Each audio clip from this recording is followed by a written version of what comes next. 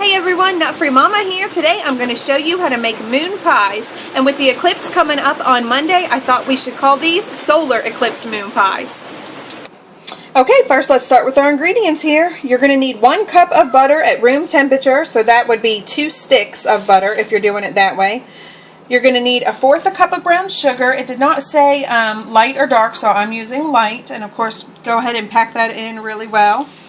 Then you're going to need 1/2 teaspoon of salt, 2 cups of marshmallow fluff, 8 ounces of some kind of chocolate to cover. Since we're going to do these eclipse themed, I've got some white chocolate chips and just some semi-sweet chocolate chips because I'm going to try to do half and half on some of them just to make them look neat for the eclipse.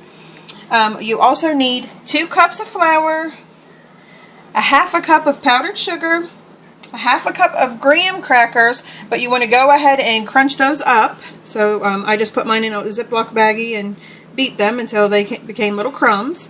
Then you're also going to need 1/2 teaspoon of baking powder, 1/2 teaspoon of cinnamon, and then 2 tablespoons of milk.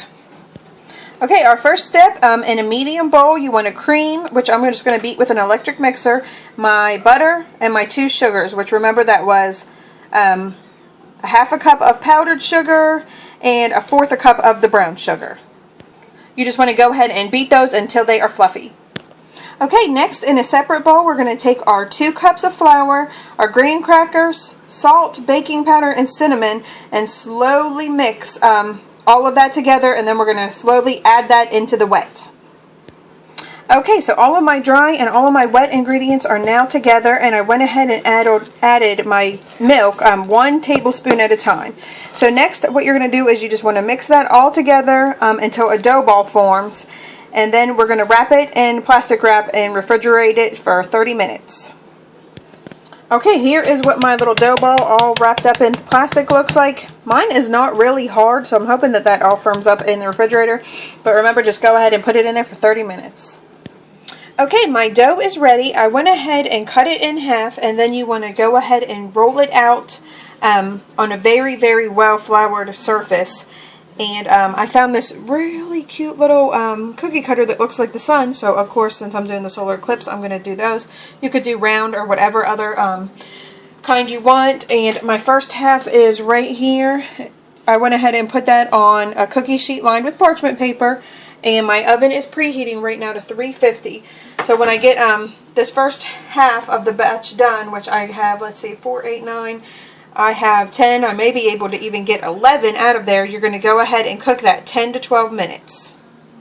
Okay, here's what our little cookies look like. I just went ahead and checked mine underneath, and they cooked just about 10 minutes. Oh, that one's not very good.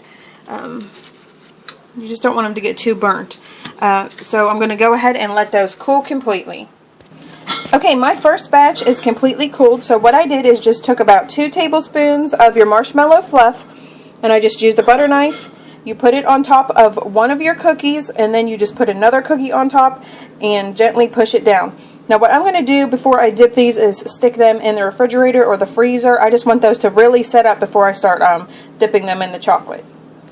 Okay, while those are in the freezer setting up and all my other cookies are cooling off, I'm going to go ahead and start my chocolate. I poured just half of my little chocolate bits and then half of my white chocolate into 2 separate containers.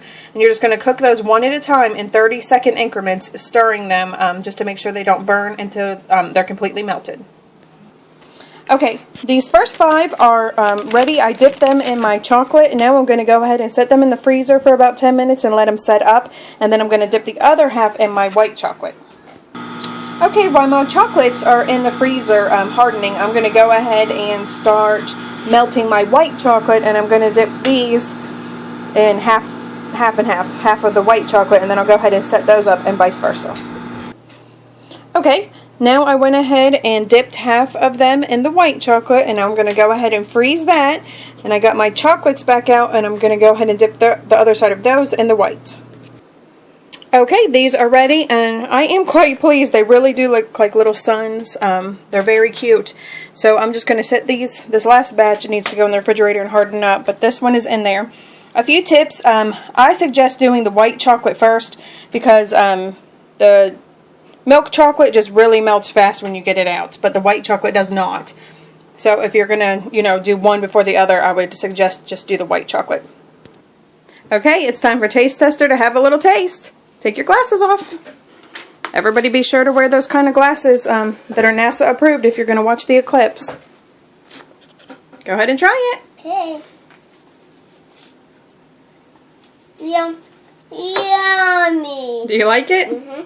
Everyone, come back and see us again and enjoy watching the eclipse, and we'll see you next time. Yum. Thank you. Bye. Bye.